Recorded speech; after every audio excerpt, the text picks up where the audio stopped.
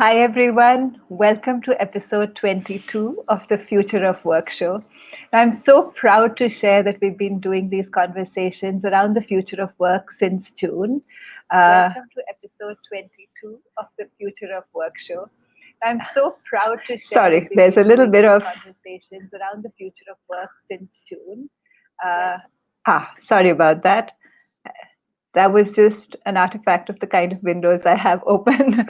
So we've been doing these conversations since June, and we've invited some of the best academics and best practitioners to discuss so many ideas and practices connected with the future of work, many of which are going to impact all of our lives for the years to come. Over these 6 months, we've discussed topics as diverse as innovation, design thinking, entrepreneurship, robotic human interaction. What is it going to be like working with AI? Sometimes technology as our manager, in fact. What is it like to think about the future of marketing with artificial intelligence and analytics built in? But this month, the spotlight has been on the human resource function.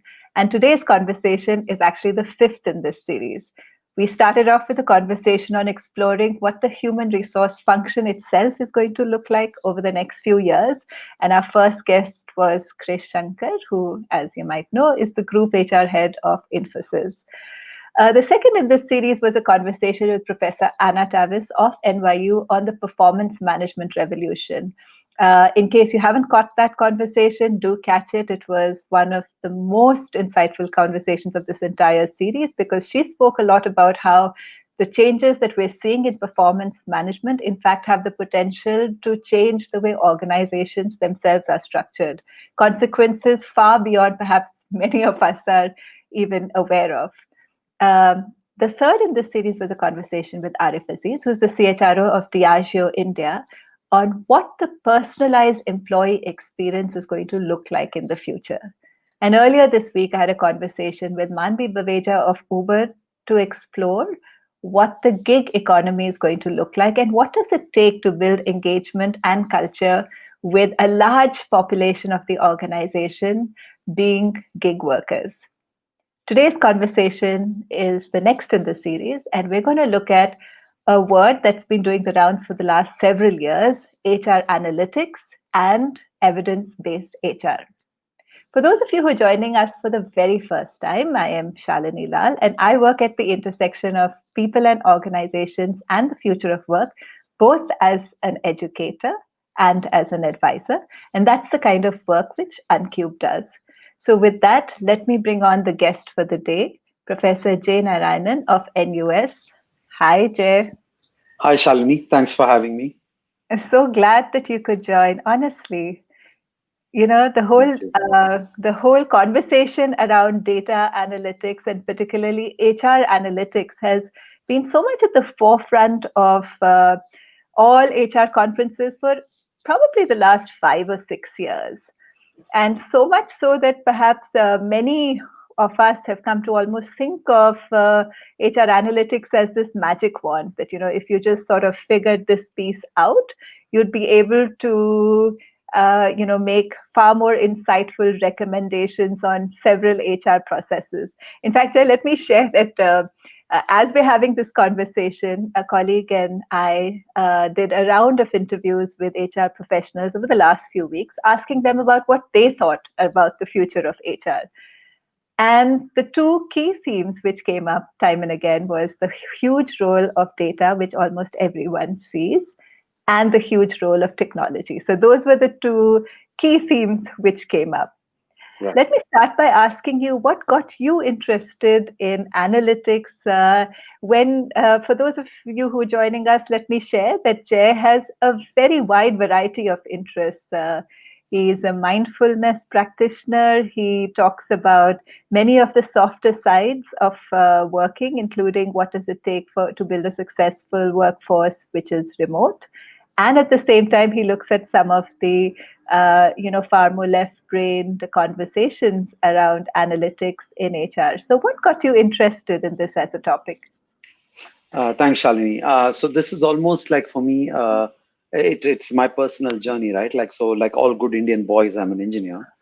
And then I went into HR. So that although in the Indian context is not that much of an odd choice, because almost everyone just default lands in engineering somehow.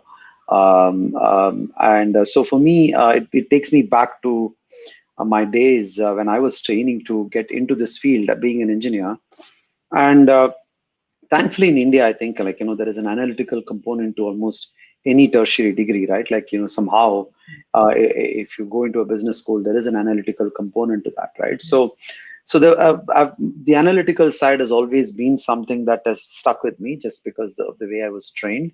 And the research enterprise has always been analytical, right? Like, so we've always been, even in HR, even in OB, which is my base discipline, we've always been heavily dependent on data for insights. And a lot of our PhD training also is very analytical. We are quite heavily trained in quantitative methodology, and we are all positivists for the most part. We all believe there is an ultimate truth, and numbers can lead you to that ultimate truth. So, even though we are studying things that are like poet-like, we are quite heavily quants, right? So in that sense, this move for me is not surprising. It's kind of, or rather, it's something that fits with who I am. But I think the whole reason why I think analytics has caught on in the HR circles, I see a couple of reasons for that. One is, I think we've also the other functions have been swept by the same sort of analytical revolution, and that's possibly due to the increase in computing powers that you see all around, and also the ability to kind of bring many pieces of data together into data lakes. So things that would happen isolated in organizations suddenly found themselves landing in one common container, and then you could start to see associations. And you could do that in supply chain, you could do that in finance, you could do that in the other disciplines. And to me, it was inevitable that HR would kind of come on to that sort of bandwagon somehow. Because I think, HR professionals have always kind of wanted a seat at the table. Uh, and oftentimes when a CFO sits in a board meeting and says, "Here is my proposal. I need a capital expense, and here is how much money you're going to save. This is why you should do it." The decision maker, who's often the CEO, is likely to listen and say, "Here you go. You show me the money. Here is the money," right? Whereas HR folks had to kind of skirt around these topics with kind of clever sounding words, and we had to there was also always a perception that we are a soft discipline, and that had its positives and negatives. So I think it was inevitable that the HR function would catch that language and that wave that's sweeping organizations. And I must say that HR is always in the academic HR circles. We've always used a lot of analytics. When we collect data from organizations and companies, when we publish our research papers, there's always been that analytical component. It just wasn't top of mind for industry, I think, up to a point. Although I must say, the arc of history, if you go back, I think 50s and 60s, actually, there was quite a heavy emphasis on using data in selection assessment post World War II, actually, in many parts of the world. So it's not as though HR psychometrics, for example, is a heavily quantitative discipline. So I think it also kind of, I think, caught on as a nice tagline, like it became very cutesy after Google published its findings and coined the term people analytics. And so you need these sexy kind of tags, and then it catches on. So I almost feel it's a bit of a old wine in a new bottle, almost, in some sense. But I'm happy to drink the wine in the new bottle, right? Like, it's great. I mean, it's great for people like me who can, yeah, why not? If you want to call it people analytics, I'll join you in the party, right? So, but I almost think that, which we will come to, I'm sure, later on in the conversation. I do think that it behooves us to remind HR professionals that this is not some sort of a panacea or a silver bullet that's going to solve all their problems. But we'll come to that part. But the arc of history is really, for me, HR kind of being swept over by the analytical revolution that's hitting almost all organizations and disciplines right now. Jay, that makes sense because as you spoke about the field of psychometrics, the field of IOPsych was always very Correct. heavily, positivist and very, very number driven. And of Exactly. course, the whole field of OB and HR has always had this confluence of some aspects of which are far more soft, qualitative, coexisting with other aspects of the field which are very, very strongly data driven, as you spoke about. Absolutely. And Shalini, I must admit for myself, right? Like I started off, for me, the journey has almost been the opposite of what is happening in the field. Like I was so heavily quantitatively driven, and I think as I come to my middle years, I'm also recognizing the richness of the qualitative data now, right? Like it's almost contrary to perhaps some of the forces out there, but I do think there is value in all sorts of data. It's just that as an engineer, for me, with this blinkers on, it's much easier to look at the world in a Cartesian two by two and then believe that you have insights. But often the world doesn't fit in neat two by twos, and that's where as someone who's parent now and who's raising you see the complexity of the world cannot be reduced to a few metrics. There is richness in the qualitative aspects of the data, and I'm actually learning how to do some qualitative research, and I'm amazed at how incredibly hard it is to do. So anyway, Yes. so today's conversation is about HR and analytics, so we'll stick to that, but I just want to kind of say that it's not a silver bullet, right? It's No, there is actually, richness in it. actually, Jay, I think it always helps to have both perspectives. And I'll say this because I was trained as a qualitative researcher. In my PhD, my entire methodology was qualitative, and I did my research methods courses in the anthropology department. So you can just Wow, about kudos to you. imagine. You have to go native. You have to go native, right? So it's all about, the participant observer and how do you create rich data sets and how do you read thick descriptions and make sense of them, etc., etc. And one of the big things that, was spoken about in that part of the world is just about, when was the last time that people truly changed their minds, or you made a genuine insight by data alone. It's the storytelling, which Mm, also has, by the way, just the way analytics has become, the word of the last 5, 6 years, so has storytelling. storytelling. So we are seeing Yeah. sort of a revival of, the quantitative aspect of it, along with people's longing and also recognition of the strength of the stories, which is very much part of the qualitative, research methodology. And I think that's helpful for even people, for HR leaders who are thinking about how to use analytics, just to keep in mind that it always, is always helpful to know when to use which, and, wherever it's Yeah. possible to supplement the insights that you're generating through large data Yes. with a much more empathetic and a more personal look at what's actually happening, and the two coming together to give insights which are sorry, this conversation went into another No, direction, no, but no. I think this is spot on.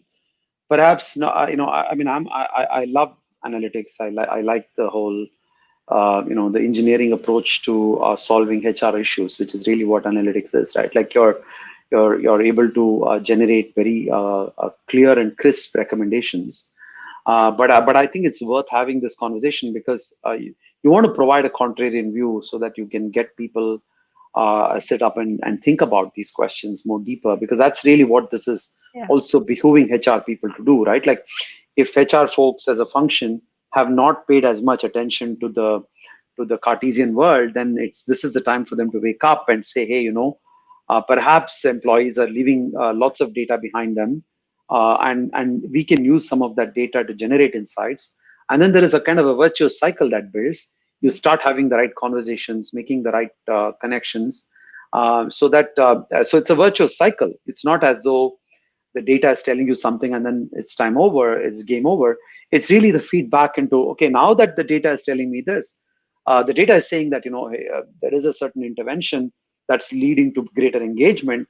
Now can we have conversations around why that's happening, because often data gives you like a black box. It doesn't tell you what is going on. That's the nature of abductive reasoning, which is really you see patterns with no good explanations for why you see the pattern often. Now, if you are not epistemologically motivated to find why you're finding that pattern, you're going to leave very disenfranchised because you don't know what the hell can you do? Because the one of the big Jay, you've gone on mute for some reason.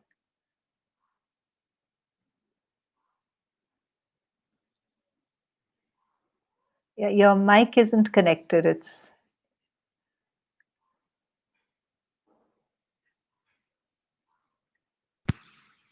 there. You're back. Okay. So can you hear me okay Yeah, without my? Okay. all I good. something wrong with the Yeah, mic. yeah. So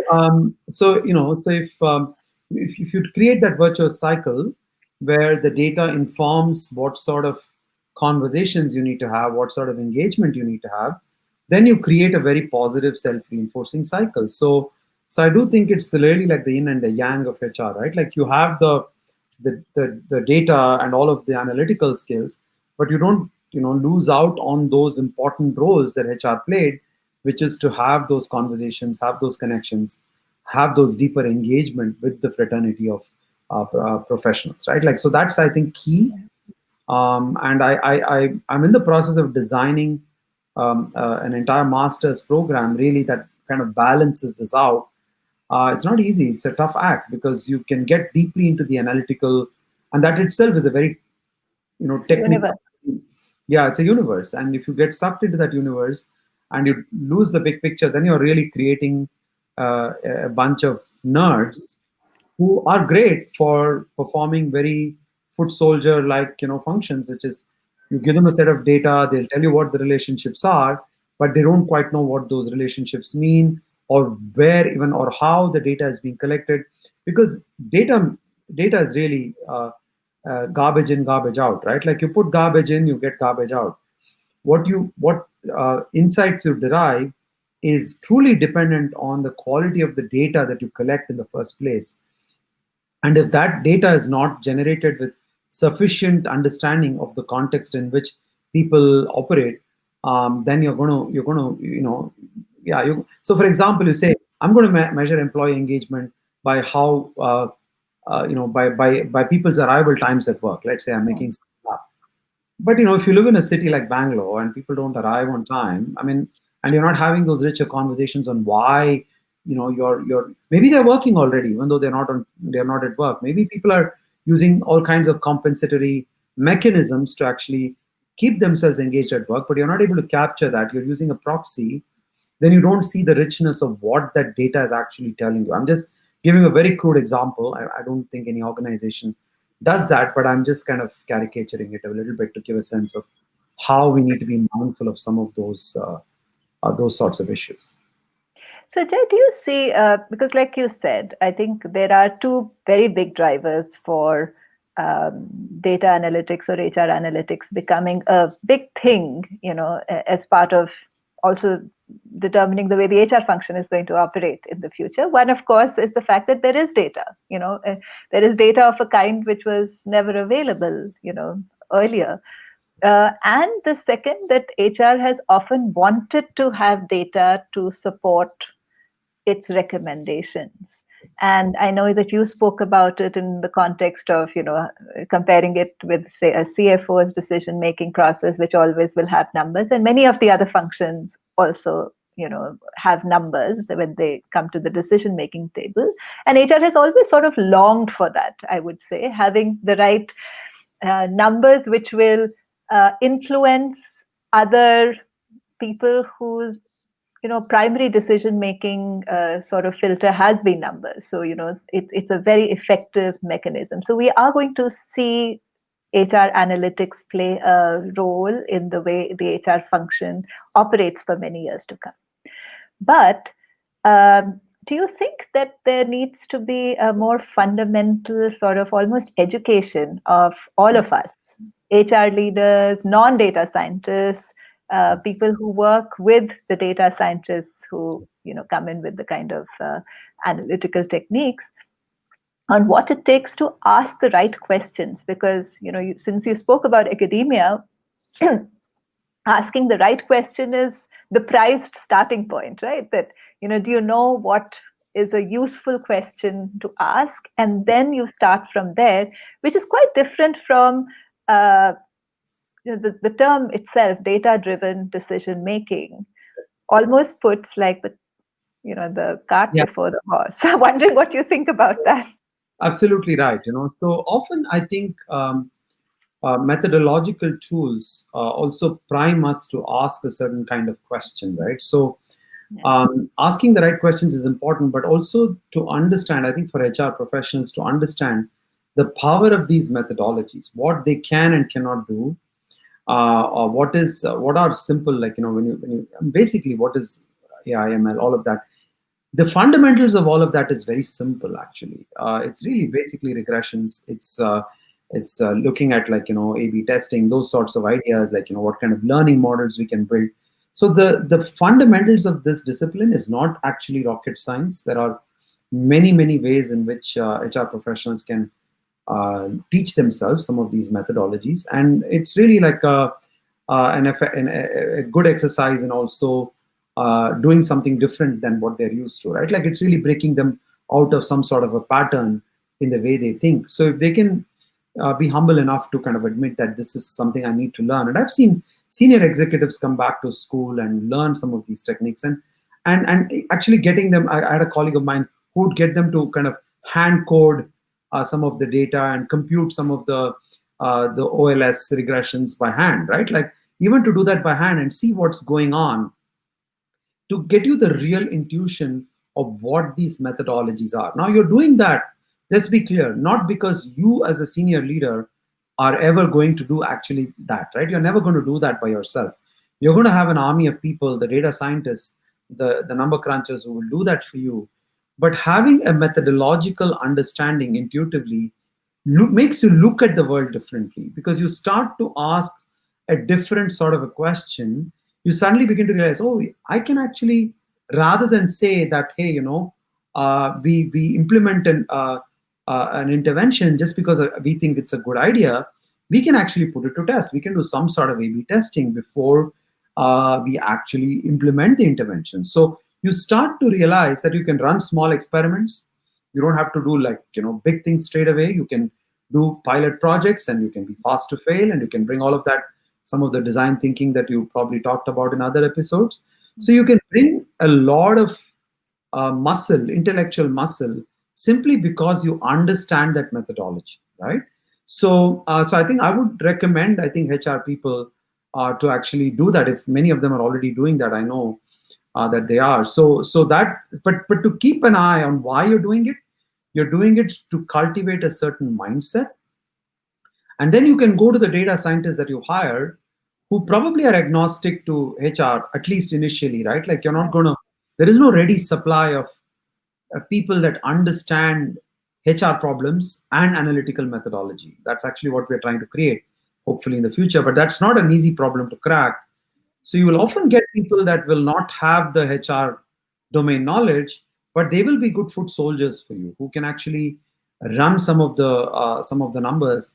But you retain that intuition, that final ultimate, like, ability. So I like the word augmented intelligence rather than artificial intelligence. It's really like the human and the agent together that solves the problems. And I think of the army of data scientists as a part of that ecosystem of agents that you need for you. Apart from the tools, those resources also inform you on how you can combine the insights by asking the right sort of questions. So like you said, it's not data driven HR. I would say it's like kind of data informed almost, and maybe, or like, HR informing the data informing. So it's kind of virtuous cycle that you need to build. It can't be like a linear process where there is a data lake and then suddenly you discover an insight that you had no clue about. Unlikely that that's going to happen if you continuously engage with your data. No, that makes sense. And Jay, just to share to your question of where are you going to find people who bring both, back in the early 2000s, interestingly, uh, Google used to hire uh, Yes. from the doctoral programs actually of Right. HROB. They used to hire, their people analytics team. So it was really a power bunch. I'm sure that practice probably still exists, and Google has played, perhaps, I think, at least in the popular imagination, a very big role in popularizing the idea that if you're sophisticated with the use of data, you have powers which perhaps by powers I mean the ability to come with insights that others don't. So that's Absolutely. the kind of muscle power it takes to in one of the most sophisticated organizations as far as using data is concerned. Yeah, and I mean, right now they're in the eye of the storm for other reasons. So no organization is infallible. And so yeah, so absolutely, Google pioneered that, and there are other examples of organizations that have used data well.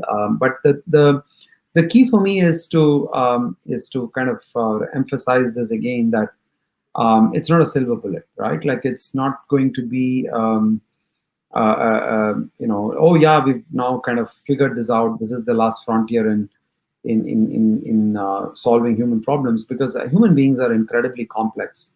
And actually, the other thing that we haven't yet encountered is there is as we begin to utilize these technologies more and more in organizations, it's going to fundamentally change the nature of people itself. So a lot of data is actually past looking, and you are generating insights on the basis of the past.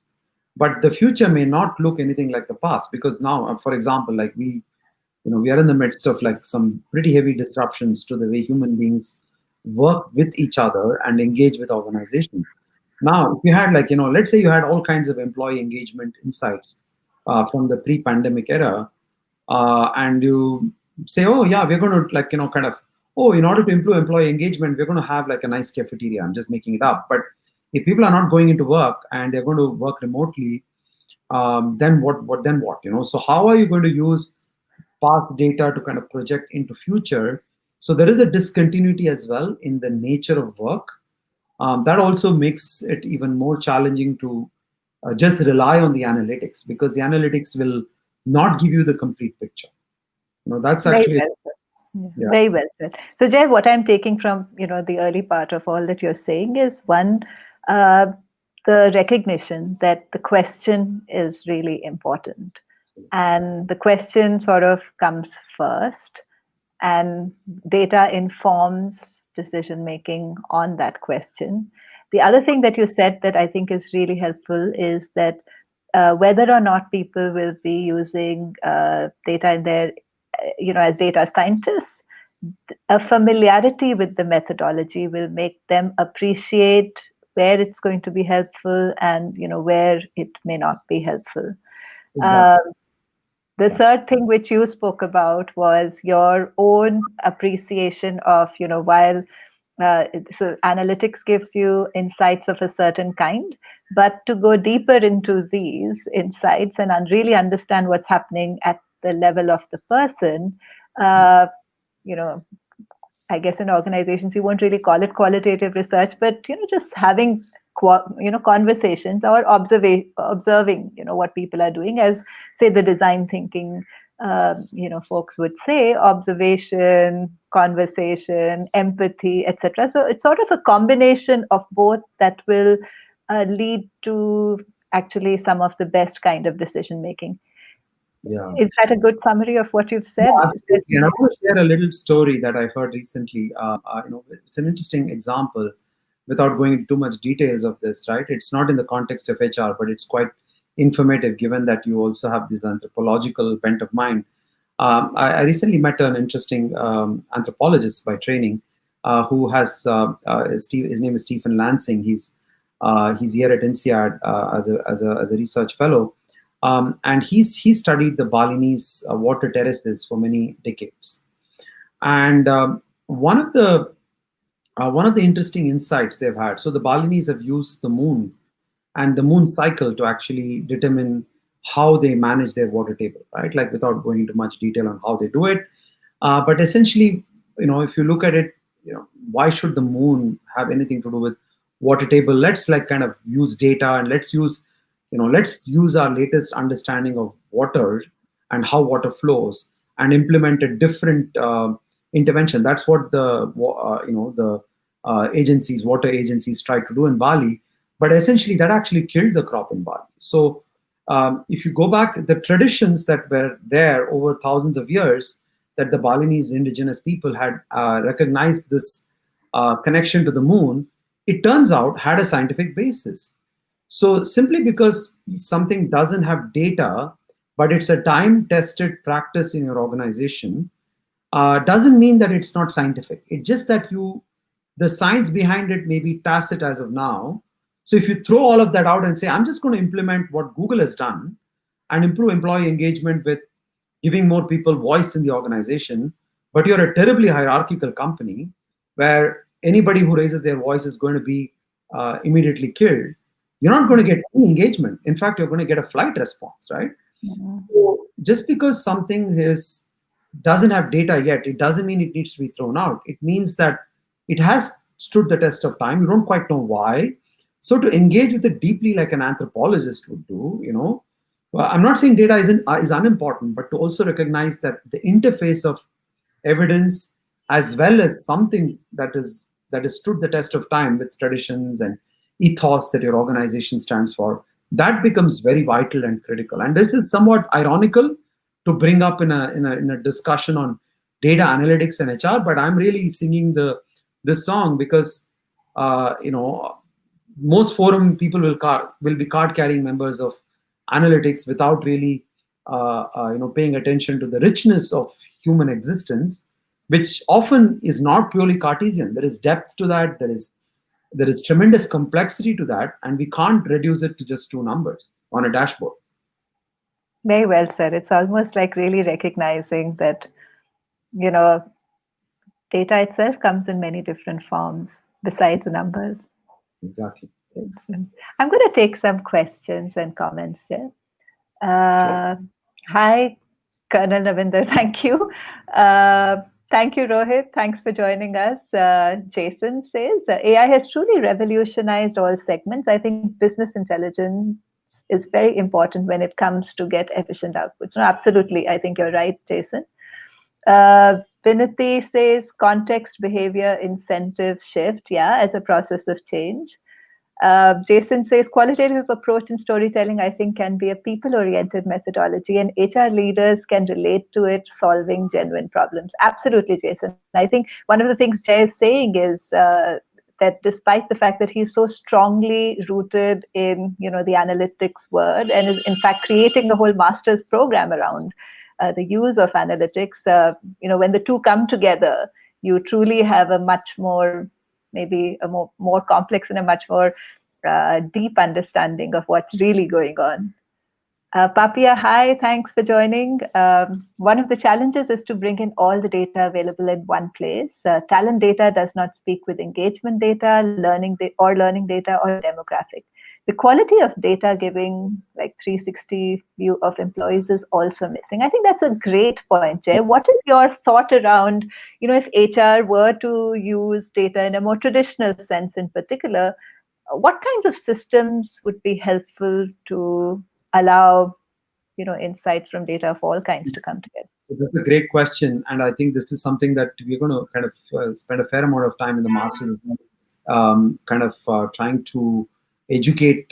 Because what the masters is trying to build is junior professionals getting into the HR industry. So oftentimes we can't quite solve problems of today if we don't think ahead into the future. So these data lakes that the questioner is asking, you need to think ahead and say, any people related data can come into one data lake. So you don't quite know what the insights you're going to generate in the future are.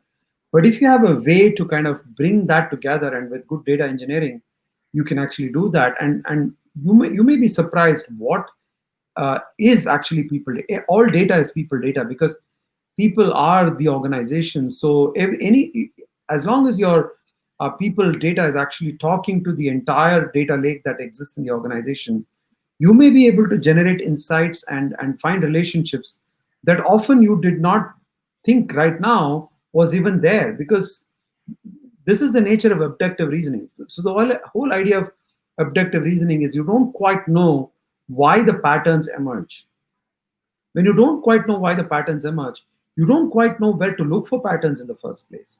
So you're kind of really saying this is really the complexity of the data matrices out there. I'm going to go and, like, wear my detective lens, and you don't have to do that. The computer program will do that. You go and look for patterns in the data.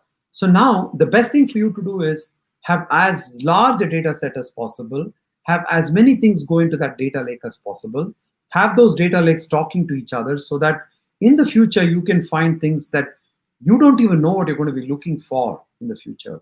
So that, I think, is a very important question. And often you can't have a separate people data lake and assume that it's not going to talk to the rest of the organization. I think they need to be integrated with some key fields that will tie one data set to another. So and also the other complexity of the data is also relationship data, because when you have people as the node in your data set, that's one level of complexity. But if you have relationship as the unit of analysis, you have a lot more possible combinations Yeah. and combinations. So you want to capture some of that element as well. Like, so some of that is being done with looking at email data, looking at, like, kind of uh, contact data. So who contacts whom, how often people contact each other, how often, location data. I mean, this brings us to privacy issues as well, like in terms of where are people congregating, how are people moving in the organization, what sort of movement patterns lead to engagement of teams. When people are remote, what sort of time stamps exist on some of the emails people have exchanged, and do they actually lead to engagement? These are open-ended questions which you don't know anything about now. But if you assume that, oh, email traffic data is not people data, it's something else, you're going to miss that key piece of insight. So to find a way for different data sources to overlay on each other in some meaningful manner, which I think is data engineering problem. So it's a data engineering, it's people-centered data engineering, right? Like you're thinking about it even as you design your data lakes at the organizational level. Interesting, Jay. So, are you saying that even things like social network analysis are going to become part of this? It's already, Shalini. There's lots of research now looking at movement data, networks data. In fact, network data is the next big thing, right? Like, I mean, social network analysis has been around all for a long Yeah, time 20 years. in Yeah. sociology. So it is now, I think there are like I've heard of a couple of startups that's looking at generating insights through email exchange patterns in organizations, not really looking into the text of the email because that leads to sort of privacy concerns.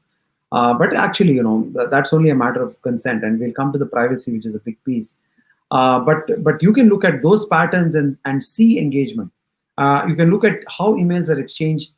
There is actually a nice HPR piece that Noshir Contractor wrote a couple of years ago that looks at the whole relationship as the unit of analysis rather than the person as the unit of analysis in any of your people analytics functions.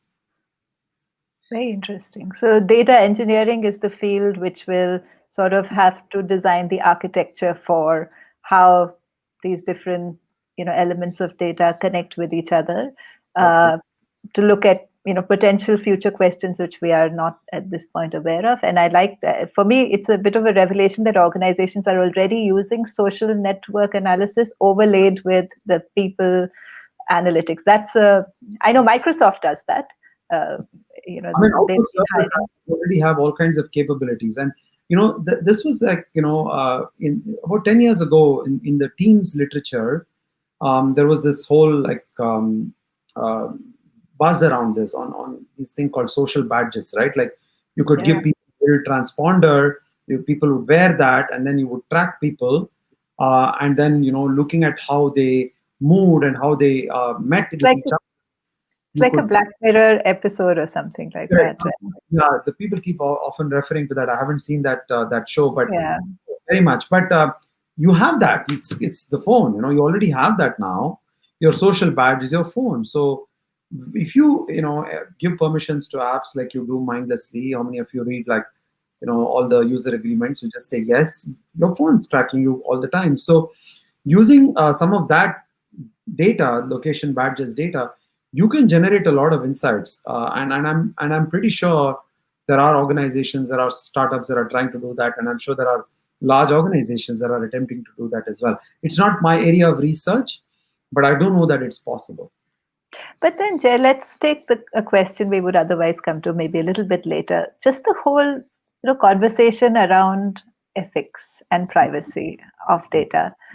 Um, I had Professor Amit Joshi on some weeks Yeah, ago, yeah, and one of the things he said, which I'd love to hear what you think about, is just the fact that um, the legal field around ethics is, lagging far behind where actual practices. And so I'm going to tie that with the fact that a lot of these forward-looking articles, the big ones like Cognizant's 21 Jobs of the Future, NHRD also created, what will CHR of 2030, look like, and many others have spoken about the importance of, ethics. So having people who, just have that responsibility of yeah, people ethics, data ethics, etc. What are yeah. your views on these roles, and what will it take to have a good person in these roles? Great question, Shalini. I'm going to give like a slightly, maybe a different response to what Amit or anybody else would have said, maybe, but I don't know, maybe not. So I actually think that you need more governance and legislation Hmm. around these than merely sensitizing corporate professionals and executives to these sorts of issues. I'm not saying that you shouldn't do that. You should very much do that. Sensitize people to ethics around data, ethics around data usage, data collection, consent, many of those issues. We can go into that. It's, I'm sure there's like a whole podcast to be done just about that. And that's all well and fine. You can kind of do that. But what we do know about organizations is that for whatever it is worth, organizations do have a fiduciary responsibility to their shareholders, and there is a certain. I'm not saying organizations don't care about ethics. Of course they do, but it's often in the rear view. It's often like, it's not what's in front of them. It's often what they see behind them. So I do think that you need legislation and more policy interventions on what organizations can and cannot do. That's what's going to move the needle in terms of practice. So, for example, I think there's one piece of legislation. I know very little about this, but I know it exists for sure. I don't know the nuances of it. The UK, I think, came up with a legislation that, in order for us to improve the gender wage gap, organizations of a certain size have to disclose the average pay of men versus women at every level in the organization. Now they introduced that, and just by mere introducing this as a legislation, it has started to reduce the gender wage gap, because now you're in the public domain with your name sticking to a piece of statistic. So that you need those sorts of uh, legislations, best practices that are either adopted because there is a legal compliance issue, or there is some sort of institutional pressure that, like, a bunch of, like, a NASCOM in India, for example, says, if you're a NASCOM member, you have to have these data governance. I don't know, maybe they already exist. I'm just kind of saying that. So I I'm not. think you need some norms and regulations that comes into organizations from the outside, simply because these are too complicated for an individual or an organization to navigate. And just by the nature of people's lives and jobs, there's enough on their plate, enough for them to be worried and concerned about, that in the hubris of actually doing good, people may actually do inadvertent harm. I mean, if what happened at Google, we don't know what's happened with this recent episode. I don't want to comment on something that I know less about, but it seems like, even in an organization like that, where there's so much voice and people, if there was real censorship, then just tells you that nobody is infallible, and I think it's only human. for us to focus on our key goals that lies in front of us. So the ethical goal, the moral imperative, is not going to be top of mind in my view. Even I'm not a cynic at all by any means. I think people are capable of self governance, but somewhere, like, I have learned over the years that you need legislation, you need governance from the outside. I can understand. I can understand what you're saying. So you're saying that yes, legislation is probably uh, you know, Hmm? lagging behind where technology and data actually is, and therefore there needs to be a conversation around this at a much higher, outside organizations, either industry bodies or other national level organizations, or maybe in global organizations, on what the ethics of people data are. But at the same time, do you also see that for organizations to be able to follow whatever guidelines come out from these recommendations and their own individual organizational guidelines, do you see the need for um, you know be it a chief ethics officer, be it a people ethics officer, or roles which look at data and ethics within organizations? Do you see that as I almost don't think I almost don't want it to be a separate role, actually, because then it becomes a political battle between the person playing that role versus someone playing another role. I think this needs to be embedded into every function.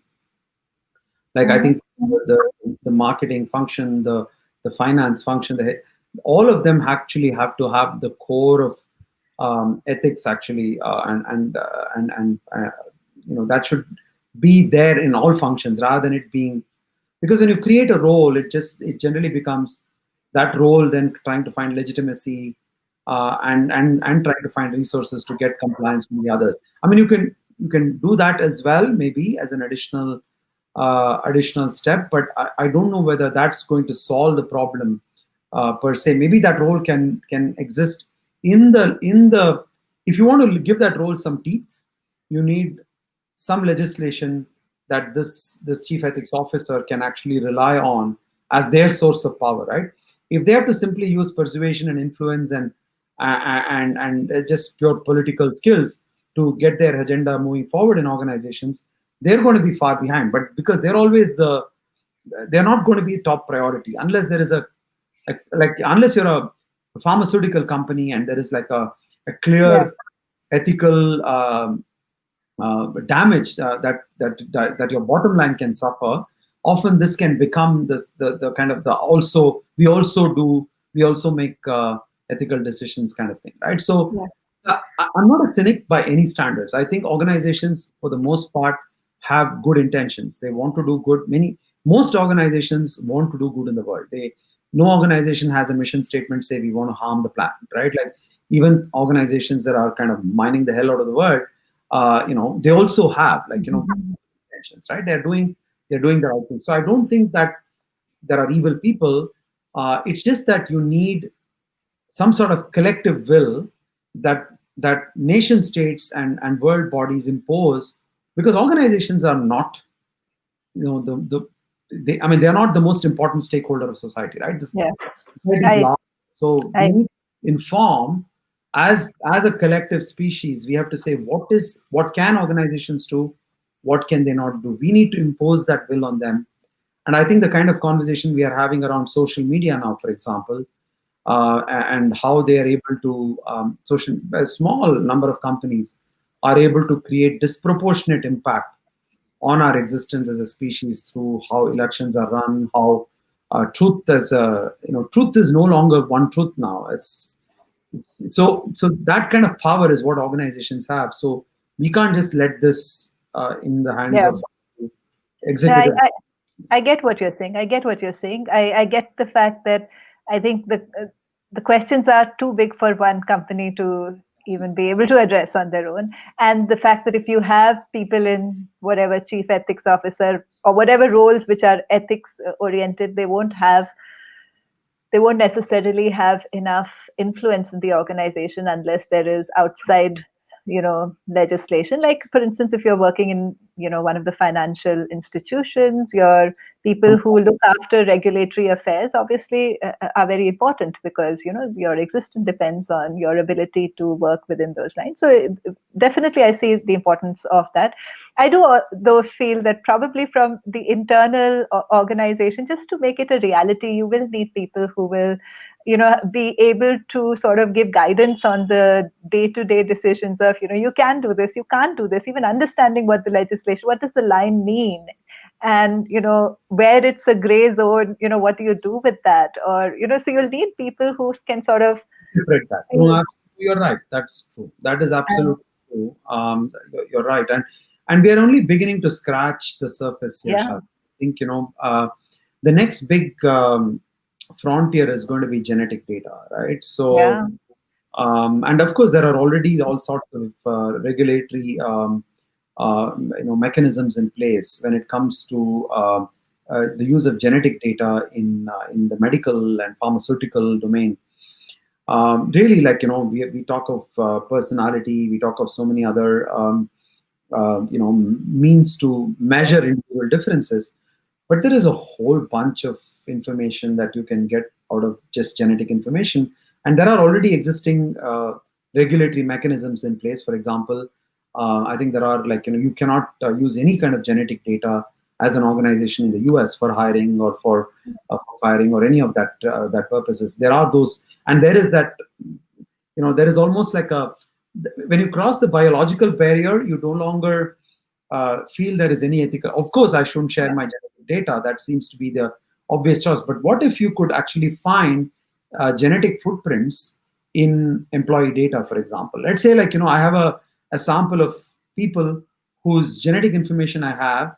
I know their some sort of work patterns. I've done some of this work. I mean, not exactly this, but I can easily see how I can impute someone's genetic information from really the signatures they leave behind in terms of their digital footprints. What if I then use that as a proxy for something else? I'm not collecting genetic information, yeah, using digital footprint data as an indicator of something much deeper. yeah, yeah. Then what do you do? Can you actually create some sort of legal boundaries so that you can't cross some lines? I'm not an expert on this. I know that there are huge landmines waiting to explode as we go into I this think domain, so too. and Jay, we are beginning to scratch the surface. Can you give like a couple of examples, maybe from the organizations you work with or even research, uh, one or two questions which maybe if you're an HR leader, you should absolutely look at, having a Mm. good data architecture for being able to answer. So, what would be the kinds of really good questions where Yeah, data would be very yeah. So helpful? I think the obvious ones are that things that organizations care a lot about. The one on performance, and performance is and engagement, employee engagement. And here again, the trend now, I think I've seen this in a couple of startups, is not to look at engagement as something static, something more continuous, because people's levels of engagement ebb and flow, and there is information in the ebb and flow rather than in that one static engagement survey that you do at the end of the year. So there are a number of good pulse methods that are available now. Data on, hiring and selection is another big domain. It's always been data driven, uh, but there again there are, like, some cautions to use, right? Like, so it's not one of those blind let's just look at a number and look at whether to hire a person or not. You need to have multi-pronged approach to hiring and selection. With hiring and selection, I have a caution because I've done some work on this one. So you can get a really good accuracy if you use good analytical methods to get your hiring and selection process right. Okay, you can do that very well as long as you have good quality data, you have good quality criterion. You can actually get that, nail it down, right? Like, really nail it down.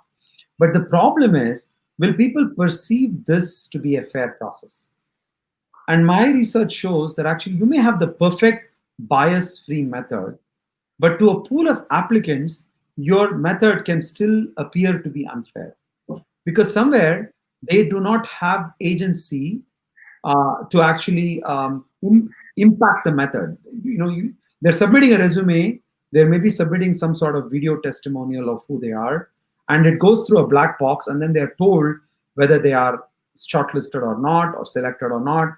That can seem very objective and bias free, but it is not for people in people's mind, because everyone thinks they're somewhat unique, and they think that if I could sit in front of a human being and share their point of view, even though they know that this human being may have bias, people are okay to live with that sort of agency. When you're talking to a non-human agent, you feel a sense of lack of agency. So that seems to create perception of unfair. At least that's what my research shows. So this could be a time problem. Maybe it'll go away. Maybe as people start using these, methodologies, that will go away. But the caution I have here is the typical HR functions like hiring, selection, performance management, employee engagement. These are very traditional HR roles. You might think there are like ready-made quick fix HR analytical solutions to some of these problems, but the devil is really in the detail. When you go into this, when you start implementing it in your context, you may have some unforeseen externalities that you did not foresee when you actually started an implementation process. So I caution, not to buy off the shelf things and, oh, this worked in organization A, so it's going to work for me too. To really think about your organization. I'm not saying every organization is special. I mean, there are commonalities, but to say what might be the customization that's needed for your context, how might this work, not work, what may be some unforeseen consequences, and how will you manage those exceptions? If there is an error, a type 1 or a type 2 error, what kind of error can you live with? What kind of error can you not live with? What are the reputational fallouts of making one of those two errors? So you want to kind of think about all of these questions before you buy off the shelf solutions from very enthusiastic startups that are creating wonderful solutions, but you really need to kind of think about them more carefully. Thanks, Jay. I also realize we're coming to the end of our time. So I'm going to ask you one last question. If you were to give advice to, an existing HR leader or an aspiring HR leader for how could they begin to prepare themselves and educate themselves for being, you know, a good, judicious, wise user of data, what would Yeah. your recommendations be? Yeah, so I think, I mean, I'm going to say, like, I recommend a book from 1950. There is a wonderful book from a clinician, and I can send it to you, and you can probably put it in the show notes, which talks about how a simple statistical model often is enough to solve a lot of organizational issues. So really to go back to basics of what is regression, what can it do, what it cannot do, what is an actuarial prediction, what is a clinical prediction, simple concepts like that. What does it take? I mean, even understanding something as simple as the central limit theorem, the importance of a certain number of data points before you infer any kind of causality. Those are simple, basic 101 statistical insights. To really kind of go back to that, and to really kind of marinate in that before going into anything fancier, right? And then I think I would recommend, with all these wonderful online sources, I think to really get the 101 of what is AI, what is machine learning, what can it do, what can it cannot do, to really understand that at an intuitive level, and to not worry about being, the emperor's new clothes. Like, not to, if you don't understand something, and if you're a senior leader, that's totally fine. I mean, it has to be at a level that you have to understand, because these are basic insights, and that shouldn't take much of your time, to be honest. And hopefully we will create some of that content actually going forward as well. And from the program that I am designing, I'm hoping to create some of those content as well as I go along. So stay tuned, watch out. We might have some of those content coming out as well. But yeah, to really not be afraid of asking the dumb questions, to not be afraid, and to go back to 101 stats really is what you need. That equips you with what I was saying earlier on, the methodological mindset, and then you can begin to start asking the harder and the deeper questions out of your data science.